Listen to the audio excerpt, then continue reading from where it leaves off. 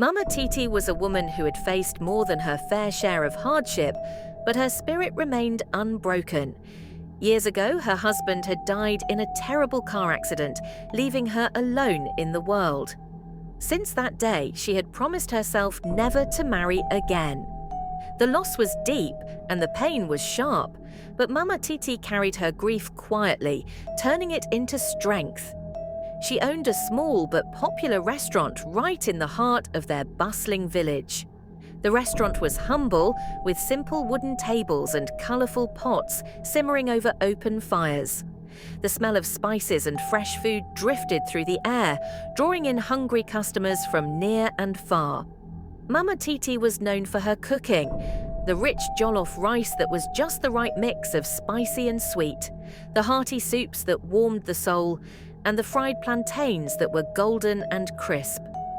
People loved her food because it was made with care, with love, and with a touch of magic that only Mama Titi seemed to know. Her restaurant was not just a place to eat, it was a gathering spot for the community. Neighbours came to talk, children gathered for snacks, and travellers rested their tired feet. Mama Titi greeted everyone with a warm smile, and her laughter filled the small space, bringing life to every corner. Her house was close by, just a few steps from the restaurant. It was modest, with a small garden where she grew tomatoes and peppers. Every morning before opening the doors, she would tend to her plants, humming softly as the sun rose. Life was simple, but it was hers. She worked hard to keep her business running, balancing cooking, cleaning, and managing supplies. She knew the struggles of running a small restaurant, but the joy on her customers' faces made it worthwhile. Despite her busy days, Mama Titi always made time for kindness. She believed in helping those around her, even when times were tough.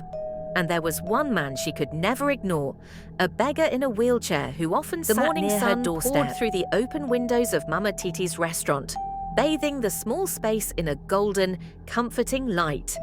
The warmth seemed to wrap around every corner, blending perfectly with the rich aroma of spices and simmering stew that filled the air. The gentle murmur of customers chatting, laughter spilling softly, and the occasional clatter of dishes created a lively, welcoming atmosphere. Mama Titi moved gracefully between the tables, her hands skilled and sure as she wiped down surfaces, balanced steaming plates of her famous jollof rice, and poured hot cups of palm wine for thirsty guests. Though her body was busy, her heart was calm and full. These moments, the hum of life, the smiles of grateful customers, the satisfaction of nourishing others were the true rewards of her hard work. The regulars greeted her warmly. She knew nearly every face by name, their stories intertwined with hers over years of shared meals and conversation.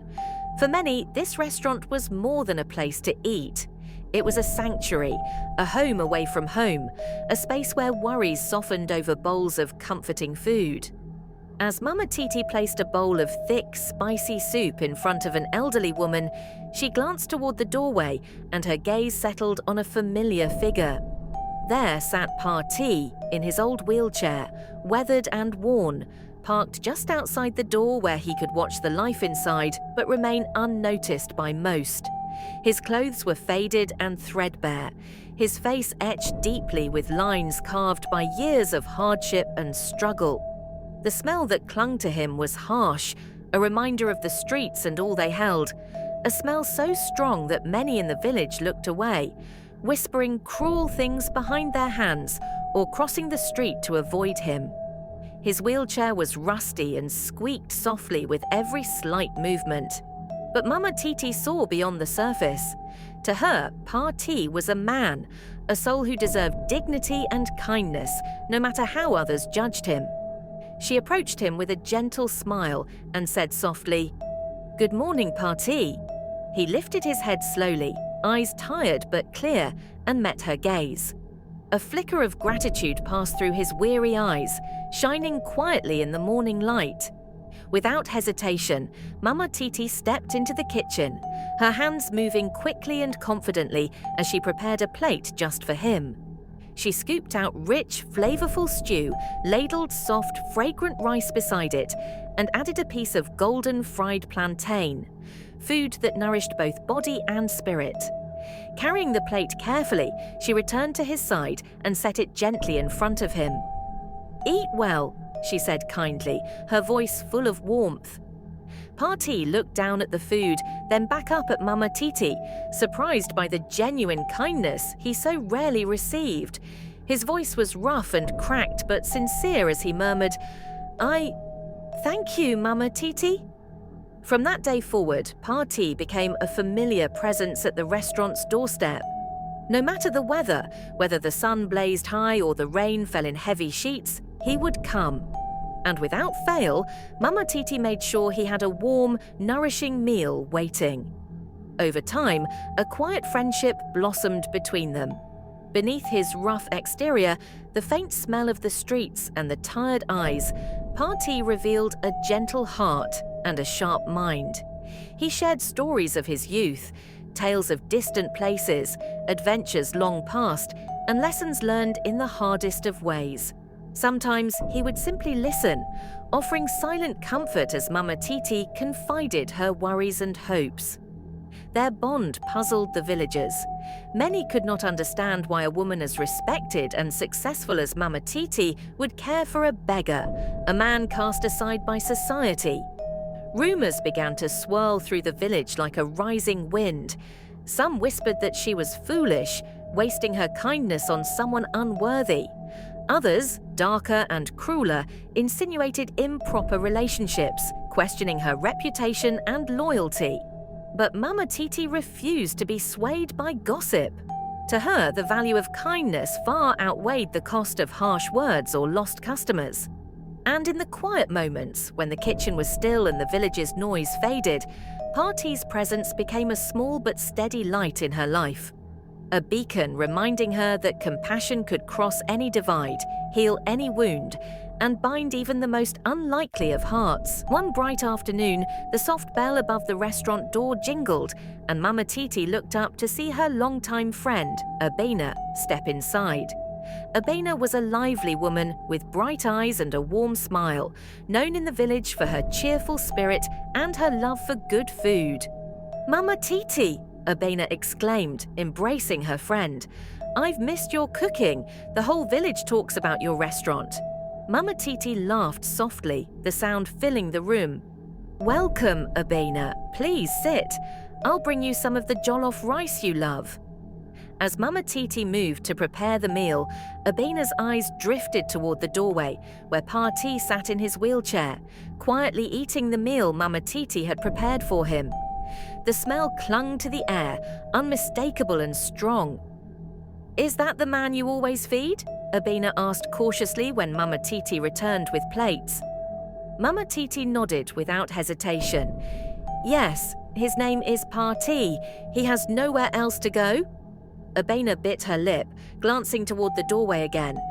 "But Mama Titi, you know what people say. They talk about him and about you. Some say it's not right." Mama Titi's smile faltered for a moment. "Let them talk. I do what I believe is right. Everyone deserves kindness." Abena sighed but didn't press further. Instead, she took a bite of the rice, her face lighting up. "Your cooking never disappoints." As the afternoon sun filtered through the windows, more customers came and went. But the murmurs and sideways glances toward Party grew louder. A few whispered that Mama Titi's kindness was a weakness. Others spread cruel rumors, saying she was involved with the beggar. The restaurant's usual buzz started to quiet down. Fewer people came in. Mama Titi noticed but said nothing.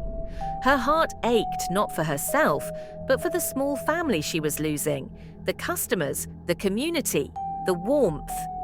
Later that evening, as the village settled into quiet, Mama Titi sat by her kitchen window, looking out toward the street. Party was still there, sitting silently in his wheelchair. Abena reached out and took her hand.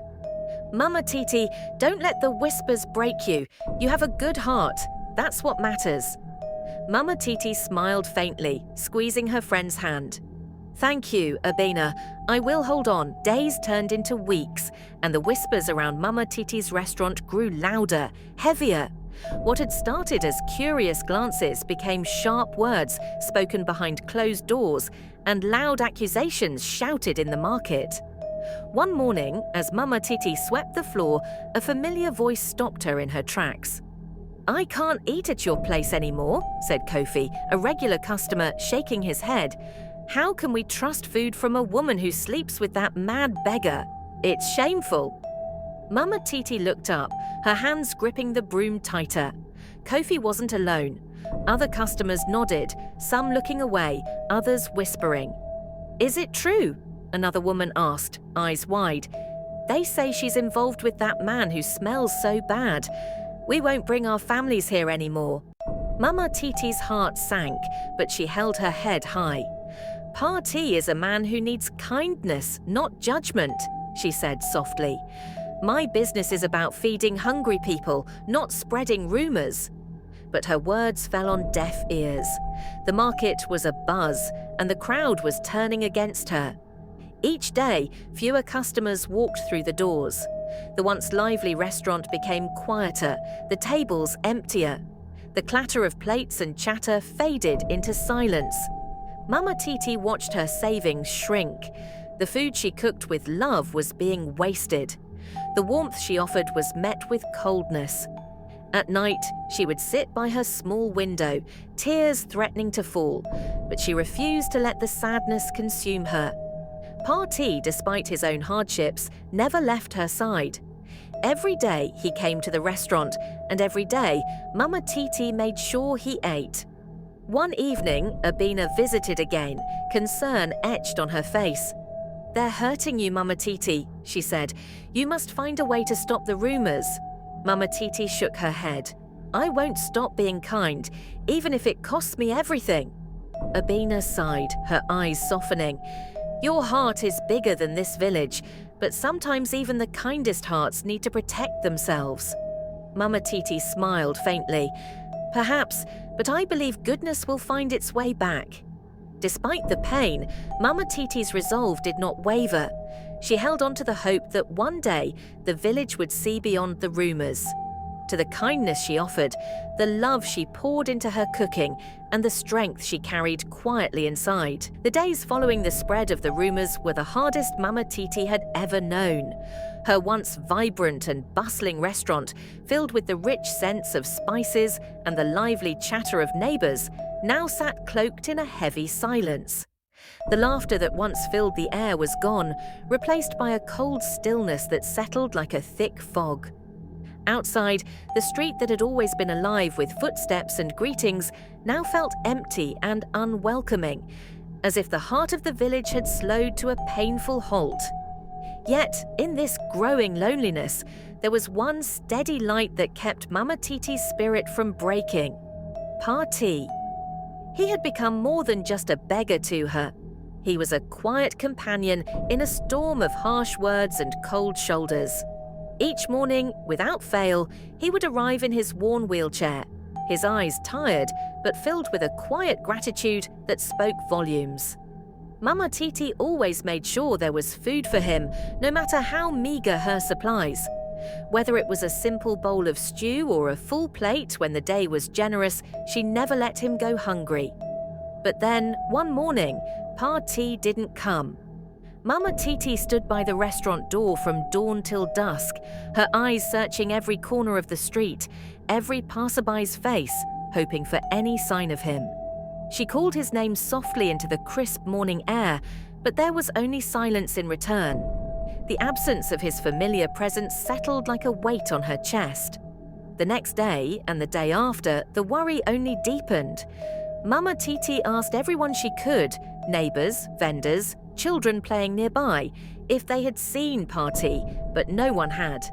As the days passed, the village's whispers began again, but this time their tone was sharper, edged with cruelty. She was only feeding him to bring customers back, some murmured bitterly behind cupped hands. Now that he's gone, so is her business, others whispered with sneers. She used that beggar to play a game. It's all an act to fool us.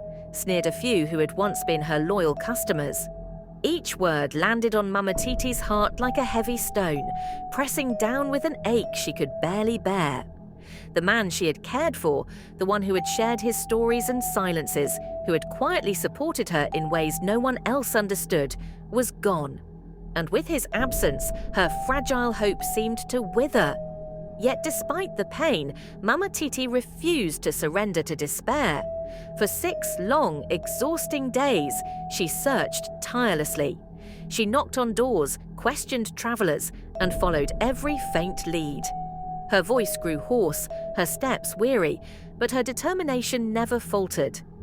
Then, on the morning of the 7th day, a figure appeared at the restaurant's entrance.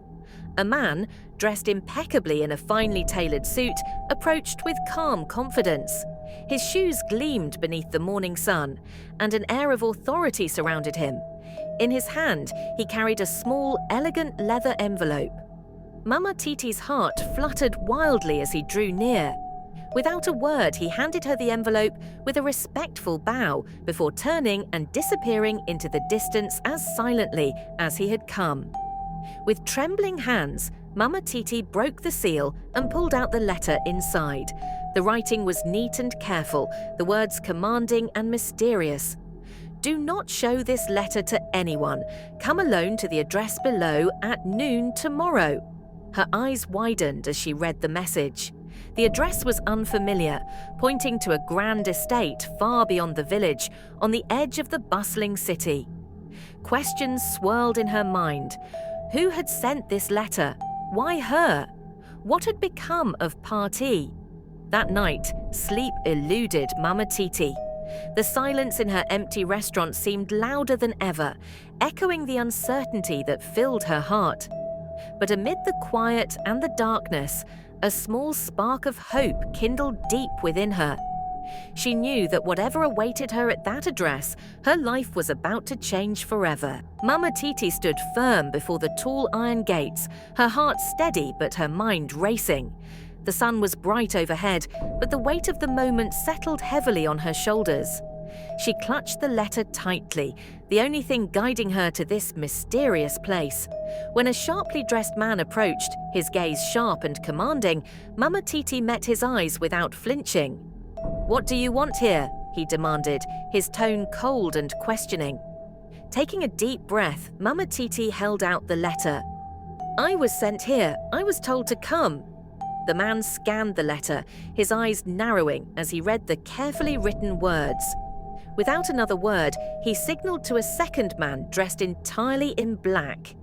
"Take her inside," the first man said curtly. The second man nodded, stepping forward silently. Mama Titi felt the eyes of the guards on her as she followed the black-clad figure through a winding path lined with fragrant flowers and towering trees. The grandeur of the place was intimidating, but Mama Titi's spirit was unyielding. At the entrance of a large, elegant building, another bodyguard awaited. After a quick exchange, he led her inside. Mama Titi's eyes adjusted to the soft, golden light inside the spacious room. And there, at the center, was a man in a polished wheelchair, dressed sharply in a fine suit, his posture confident and calm. Mama Titi's breath caught. She studied the man's face. It was familiar, yet so changed. "Who are you?" she asked, her voice a mixture of confusion and hope. The man smiled gently, a warmth in his eyes. "Mama Titi, it's me, Parti." Her eyes widened. "Parti, but how is this possible?" He nodded, a hint of sadness in his expression. "I am also Chief Obi, CEO of Obi Industries."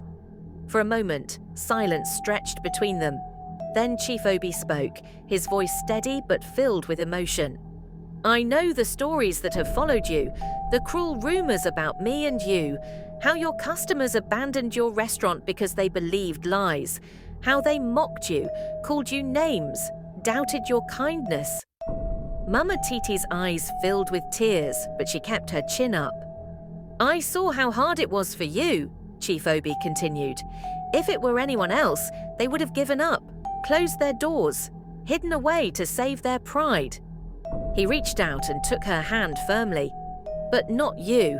You stood strong. You never stopped feeding me, caring for me, even when the whole village turned its back. Mama Titi swallowed hard. I did what I believed was right. I never cared about the rumors. Chief Obi's smile deepened. That's what makes you extraordinary. Your kindness didn't come from weakness. It came from strength. He paused, his eyes locking with hers. Every year, I find 10 people like you. People with hearts of gold who choose compassion over fear. I help them become millionaires so they can lift others out of darkness. You are one of those people. Tears spilled down Mama Titi's cheeks. Why me? Why did you hide yourself like this?